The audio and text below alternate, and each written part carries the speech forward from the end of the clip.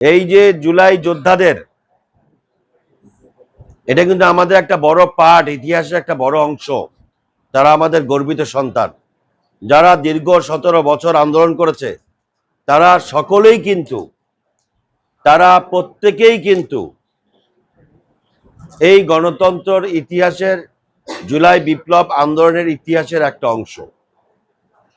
কিন্তু দুঃখজনক সত্য, গত অন্তর্বর্তীকালীন সরকার কিছু কুচক্রী মহলের ইন্ধনে বাছাই করা কিছু লোকদেরকে জুলাই যোদ্ধা হিসেবে গেজেটেড করেছে। অনেক জুলাই যোদ্ধা আছে যাদেরকে গেজেটে অন্তর্ভুক্ত করা হয় নাই।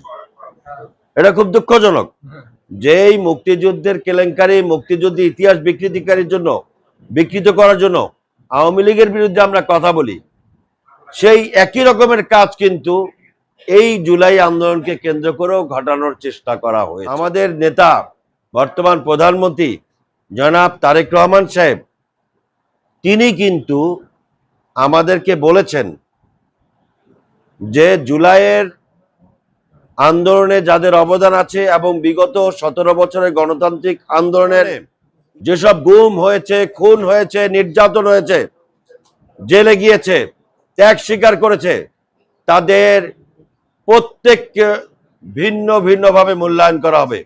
আর জুলাই আন্দোলনকে কেন্দ্র করে যাদেরকে অবমূল্যায়ন করা হয়েছে, সেই অবমূল্যায়নও পুনরায় মূল্যায়ন করবে বর্তমান সরকার। এটা আমাদের প্রধানমন্ত্রী জনাব তারেক রহমান সাহেব নির্বাচনের আগে, প্রধানমন্ত্রী হওয়ার আগেই তিনি বলেছেন জুলাই আন্দোলনের সম্পৃক্ত প্রত্যেককে মূল্যায়ন করা হবে।